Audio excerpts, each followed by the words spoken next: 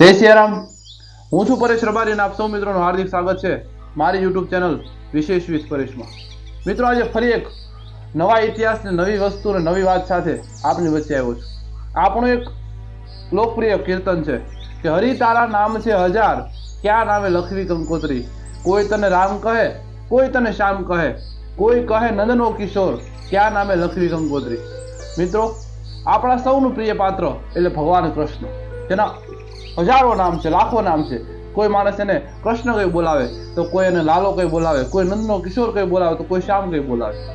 મિત્રો, એવી જ રીતે આપણી ભક્તિ પણ ઘણા પ્રકારની છે। કોઈ સખા ભાવે ભક્તિ કરશે, કોઈ દાસી ભાવે ભક્તિ કરે તો કોઈ દુશ્મનાવટથી ભગવાન સાથે ભક્તિ કરે। બસ એ કૃષ્ણ ભગવાનના અનેક રૂપ, એમાંનું એક રૂપ એટલે ચતુર્ભુજ ભગવાન। ચતુર્ભુજ ભગવાન એ અહીંયા આપણે ઉપસ્થિત છે, અહીંયા બિરાજમાન છે। આપણે આવ્યા છીએ આજે ભાવનગરના વર્તેજ ગામે, ત્યાં માલેશ્વરી નદીના કિનારે એક દિવ્ય મંદિર આવેલું છે, જેમાં ચતુર્ભુજ ભગવાન બિરાજમાન છે। એમનો ઇતિહાસ જાણવો છે, એ મૂર્તિ કઈ રીતે સ્વયંભૂ પ્રગટી અને વર્તેજ સુધી આવી પહોંચી એ વાત જાણવી છે। તો ચાલો આજે આપણે અહીંયા મંદિરના એક સેવક ભરતભાઈ પાસેથી આ બધી વાતો જાણવાની છે।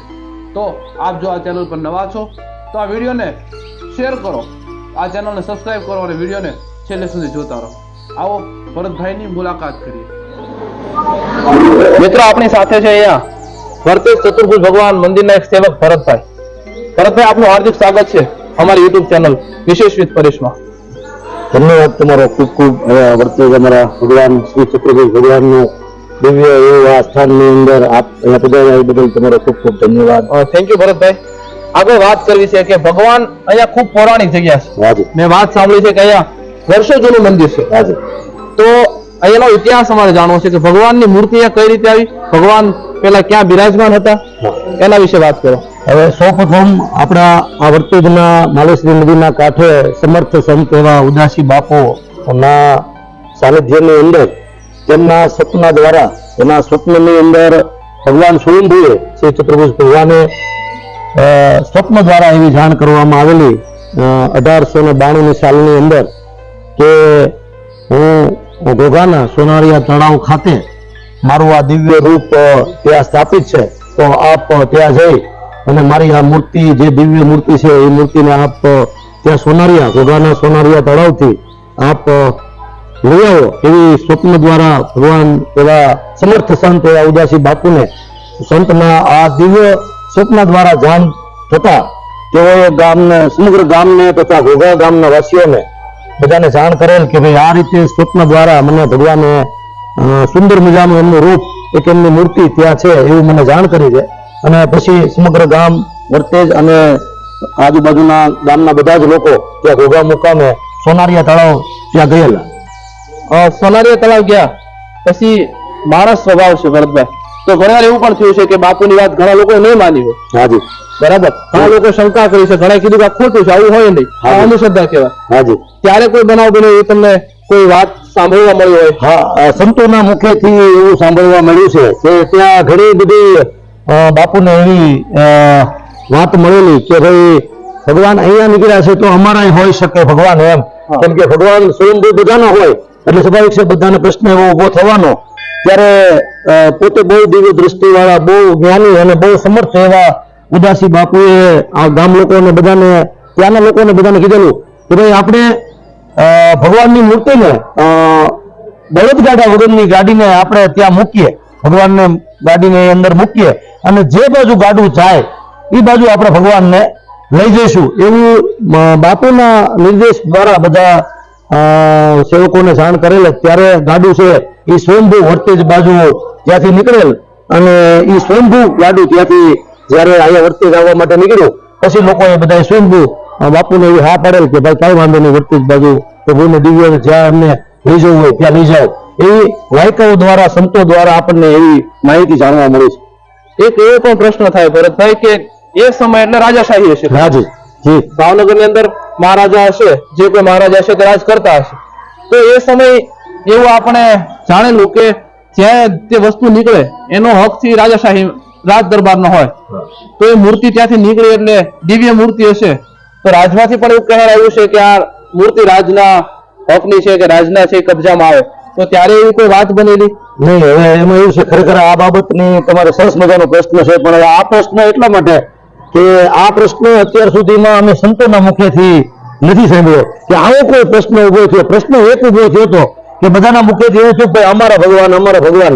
ત્યારે સ્વયંભૂ ભગવાન ઉદાસી બાપુએ એવું બધાને કીધેલું કે ભગવાનને આપણે ગાડામાં મૂક્યા પછી ગાડું જે બાજુ વળે, જે બાજુ જાય એ બાજુ આપણે ભગવાનની મૂર્તિને છોડી દઈએ કે ભગવાનને જ્યાં જવું છે ત્યાં ભગવાન સ્વયંભૂ જશે. એવી વાત આપણે વાયકાઓ દ્વારા સંતોના મુખેથી આપણે એમના દિવ્ય દ્રષ્ટિએથી એમને આપણે સાંભળેલી છે બધી વાતો, એમની વાક્યો. ભરત આગળ વાત કરી. હાજી. તો ગાડું બળદ વગરનું ગાડું હાજી. અત્યારના સમયમાં જોવામાં આવે તો ઘણા લોકો ન માને. મેં પણ ઘણા લોકોને વાત કરી, જ્યારથી મને આ ઇતિહાસ જાણવા મળ્યો ત્યારે મેં પણ ઘણા લોકોને વાત કરી કે આ રીતે અહીંયા મૂર્તિ આવેલી. તો ઘણા લોકોએ મને કીધું કે અત્યારના સમય પ્રમાણે આવું વિચારવાનું ન હોય. બળદ વગરનું ગાડું અને ભોગાથી છે કે અહીંયા સુધી આવે. હાજી. બરાબર. આપણા ઇતિહાસો પણ છે કે માથા વગરના દળ પણ લડે છે, ઘણા કિલોમીટર સુધી ચાલે છે. હાજી. અને આજે એક બીજો ઇતિહાસ અહીંયા આપણે બન્યો કે બળદ વગરનું ગાડું ચાલે છે. હા. તો ત્યાર પછી ગાડું કઈ રીતે અહીંયા આવ્યું, પછી શું થયું, એના વિશે વાત કરો. અને ત્યાંથી પછી સ્વયંભૂ બધાએ કીધું કે આપણે હવે ગાડું આમ ફર્યું છે, જે બાજુ એમને જવું હોય. હવે પછી એ લોકોએ નિર્ણય લીધો કે જ્યાં ભગવાનની મૂર્તિ જે જગ્યાએ સ્વયંભૂ સ્થાપિત થાય આપણે લઈ જઈએ બધાને. ત્યાંથી લઈ ગયા પછી સ્વયંભૂ જે જગ્યાએ મૂર્તિ ભગવાનની ઊભી રહે ત્યાં આપણે ભગવાનને સ્થાપિત કરશું. અને ત્યાં ઘોઘાના સોનરિયા તળાવથી અહીંયા વર્તેજ સુધી મૂર્તિ આવ્યા બાદ મૂર્તિ અહીં ઊભી રહી ગઈ. અહીંયા એમનું સ્થાપન કરવામાં આવ્યું. ગામની સમસ્ત આજુબાજુના બધા જ ગામના લોકોની હાજરીની અંદર ઉદાસી બાપુએ આ મૂર્તિને અહીંયા પછી સ્થાપિત કરી. અને પછી સમયે સમયે જેમ લોકોની આસ્થા પ્રત્યેની એની લાગણીમાં વધ્યા બાદ આ મૂર્તિનું ભગવાનનું એવડે મોટે મંદિરનું કાર્ય આખું એ લોકોએ આરંભ્યું તે દરમિયાન. ભરતભાઈ, એક પ્રશ્ન મને પણ એમ થાય કે એ સમય યાદ કરીએ, એક સ્મરણ કરીએ, એક વિઝ્યુલાઇઝેશન કરીએ કે સમય કેવો હશે. તો એ વખતે જયારે મૂર્તિ અહીંયા આવી છે વર્તેજ ની અંદર, આવો મોટો ચમત્કાર વર્તેજ માંથી થયો, ત્યારે આ ગામનો ઉત્સાહ, આ ગામના લોકોનો ઉત્સાહ કેવો હશે એમ કે એવું અમે સાંભળ્યું છે કે ત્યારે 51 રૂપિયા આખા મંદિર બનાવવા માટેના દાનમાં એ જમાનામાં આપેલા. એ જમાનાની અંદર 1 રૂપિયો દાનમાં આપેલો છે. આજની તારીખે અમારી તકતીની અંદર બાપુને ખબર છે કે અમારી તકતીની અંદર 51 રૂપિયાનું દાન લખેલું છે. એમ 1892 સાલની અંદર ભગવાન જયારે, એટલે કે 188 વર્ષ ટોટલ આજની તારીખે ભગવાનના થયા 188 વર્ષ. 188 વર્ષ પહેલા લોકોએ જે દાન રૂપિયો નહીં તો રૂપિયા થકી એવું દાન આપ્યા બાદ આ જે સ્વયંભૂ આપણે આ આખું મંદિર જે છે એ જે અમે ખાલી માત્ર એનું સામાન્ય રિનોવેશન કર્યું છે. બાકી સંપૂર્ણ મંદિર જે કઈ છે એ મંદિર એની સંપૂર્ણ એની સિચ્યુએશન પ્રમાણે જ છે. અમે માત્ર સમયે એને કલર કામ કર્યું છે, સમયે એનું સામાન્ય રિનોવેશન કર્યું છે. આ સિવાયનું મંદિરમાં અમે કોઈ ફેરફાર કર્યો નથી. ભગવાનનું જે મંદિર બનાવેલું છે એ મંદિર એ પ્રમાણે જ છે. આખે ભરતભાઈ, હવે અત્યારના સમયની વાત કરીએ. ભગવાને ખૂબ મોટો ચમત્કાર કર્યો, પછી લોકોની શ્રદ્ધા બંધાણી છે. હા, આને એટલા માટે કરું, શ્રદ્ધા એટલા માટે બંધાણી કે જેમ લોકોની સુધી વાત પહોંચી કે સ્વયંભૂ જે આ મૂર્તિ છે એ સાક્ષાત દ્વારકાધીશ જે એની સેમ ટુ સેમ મૂર્તિ આપણા ચતુર્ભુજ ભગવાનની મૂર્તિ અને દ્વારકાના ભગવાન વિષ્ણુની મૂર્તિ, ભગવાન કૃષ્ણ ભગવાનની મૂર્તિ, એ બેની મૂર્તિનું રૂપ જોવો તો અને ડાકોરના ભગવાનની મૂર્તિ જોવો તો પણ આ મૂર્તિ એટલે સ્વયંભૂ તમે જોવો તો એ જે શ્યામ મૂર્તિ જે છે આખી મૂર્તિ એ લોકોને ખબર પડી કે ભાઈ દ્વારકા ભગવાનનું રૂપ અને આ રૂપ, ડાકોરનું ભગવાનનું રૂપ જોવો તો આ રૂપ, તો આ અલૌકિક રૂપ એકવાર જયારે આજુબાજુના ગામ લોકોએ જોયું તો એમની આસ્થા ધીમે ધીમે કરતા વધી કે ભાઈ આ તો અમને માનવા જો કારણ નહોતું બનતું એમ કે આટલા બધા ભગવાન સ્વયંભૂ આવ્યા છે અને અમારા ધ્યાન સુધી વાત નહોતી. એટલે છેલ્લા લગભગ અમારા ધ્યાનમાં છે, બાપુના ધ્યાનમાં છે ત્યાં સુધી તમને વાત કરું કે છેલ્લા લગભગ 15 વર્ષથી આજુબાજુના ગામની અંદર સ્વયંભૂ બધા દર્શન કરવા માટે યાત્રાળુઓની ખૂબ ભીડ અહીંયા જોવા મળે છે અને ખૂબ સારું એવું ભગવાનના દર્શનનો બધા લાભ લઈ શકાય. મારી કઈ ભૂલ થતી તો માફ કરજો ભરતભાઈ, પણ એક પ્રશ્ન એવો પૂછો છે કે બધા માણસ સરખા ન હોય આર્થિક રીતે, બરાબર? કોઈ દ્વારકા સુધી પહોંચી શકે કે કોઈ ન પણ પહોંચી શકે. તો એવું કહી શકાય કે કદાચ જો તમે દ્વારકા ન પહોંચી શકો, તમે ડાકોર ન પહોંચી શકો, તો અહીંયા આવીને ચતુર્ભુજ ભગવાનના દર્શન કરી લો તો દ્વારકાધીશ માની લે છે. 100% હું તમને એક ઉદાહરણ આપું કે અમારા ભાવનગરના લગભગ ઘણા બધા સાધક ભાઈઓ ના મુખેથી મેં સાંભળેલી વાત. તમે ખૂબ સરસ પ્રશ્ન કર્યો ભાઈ કે તેઓ એવું કીધું અમને કે અમે ઘણા વર્ષોથી દર અમુક સમયે ત્યાં ભગવાનની દર્શન માટે દ્વારકા જતા, ડાકોર જતા, પરંતુ જે સાધકો દ્વારા અમને જાણવા મળ્યું કે સાક્ષાત ભગવાન વિષ્ણુ નારાયણ, ભગવાન કૃષ્ણ અહીંયા પધારેલા છે, તો પછી એક જ રૂપ છે, એક જ વસ્તુ છે, તો પછી ત્યાં જવાની જરૂર નથી એવું માનનારી ખૂબ મોટી સંખ્યામાં, ધારો કે 11 છે, પૂનમ છે, પછી અમાસ છે, અને ધારો કે બહુ મોટા મોટા આપણા મંદિરના કાર્યક્રમો જ્યારે થતા હોય ત્યારે પણ ખૂબ જ મોટી સંખ્યાની અંદર બધા આજુબાજુના ગામના લોકો બધા અહીંયા ભગવાનના દર્શન કરવા માટે પધારે છે. ખૂબ સારી યાદી કરાવી કે કાર્યક્રમો, ભગવાનના ઉત્સવો પણ ઉજવાતા હશે. ગોકુળ આઠમ છે, ભગવાનનો દિવાળીનો મેળો છે, ભગવાનનો બીજા કોઈ મેળાઓ થતા હશે. હમણાં પણ આપણે ફોન પર વાત થઈ રહી કે હમણાં જે ખૂબ જ મોટો કાર્યક્રમ, તમને હું વાત કરું, તમને કહું, તમે વાત કરો છો તો મારા હૃદયની અંદર ખુશીઓ ઉમટે છે, એટલા માટે કે સ્વયંભૂ આખું ગામ ને બધી જ જ્ઞાતિઓ, 18 સમાજની જ્ઞાતિઓ, આ ઉપરાંત આજુબાજુના ગામના બધા જ જ્ઞાતિના લોકો, તમને કહું 11 ની અંદર તો ઠીક, પણ ભગવાનનો દર વર્ષે અમે પાટોત્સવ ખૂબ જ મોટી સંખ્યામાં ધામધૂમથી ઉજવી, અને અષાઢ મહિનાની નોમની અંદર અમારો આ પાટોત્સવ ખૂબ જ અમે લોકો ધામધૂમથી ઉજવી, યજ્ઞ કરીએ, અને આખા જ ગામની અંદર આમંત્રણ આપ્યા, સાથે સાથે આજુબાજુના 10 ગામની અંદર ખૂબ જ મોટી સંખ્યામાં બધા ભાઈઓ મોટી સંખ્યામાં હાજર રહે, યજ્ઞનો લાભ લે, અને આ સાથે સાથે પાછા પાટોત્સવની અંદર ખૂબ જ આસ્થા છે તેઓ લોકો બધા જોડાય.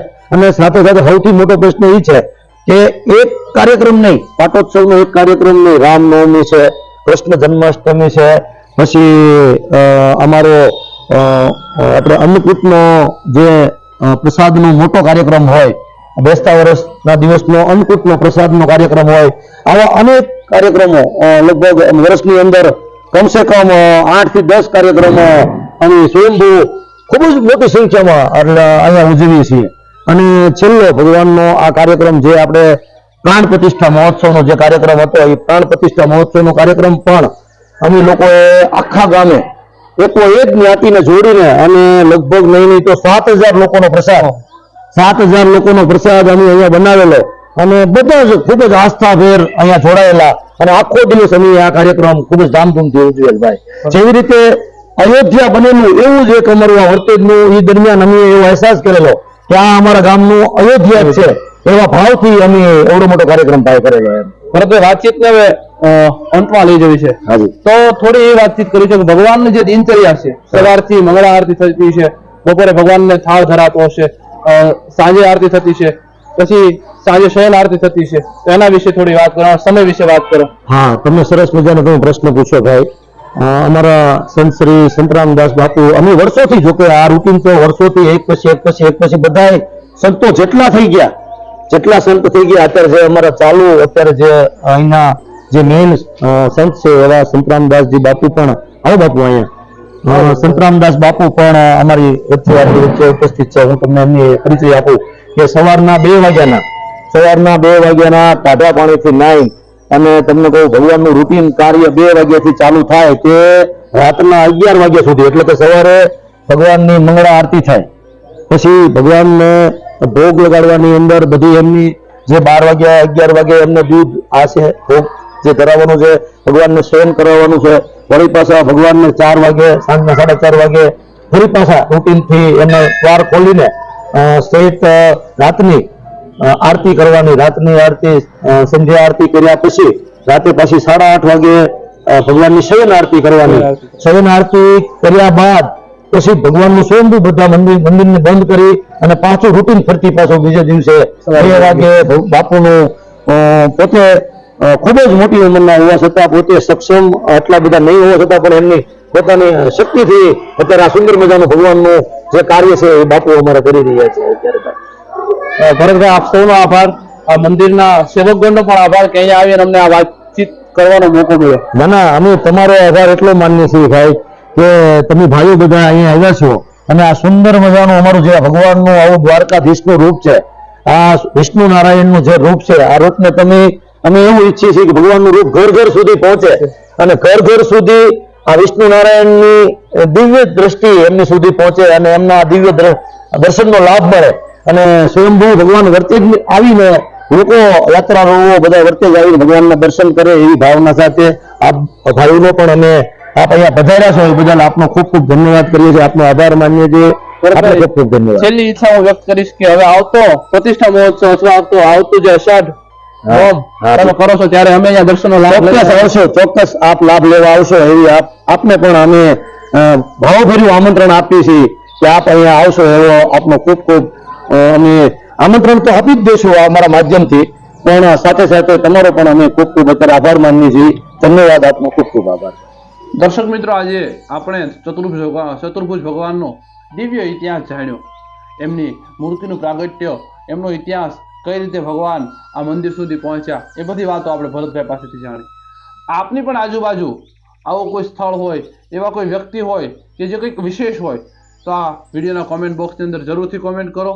અમે જરૂરથી ત્યાં આવી અને એ વ્યક્તિની મુલાકાત કરશું અને એ વ્યક્તિને એ સ્થળને દુનિયાના લોકો સુધી પહોંચાડશું. તો આ વિડીયો જોતા રહો, ચેનલને સબસ્ક્રાઈબ કરો, શેર કરો અને લાઈક કરો. જય સિયારામ.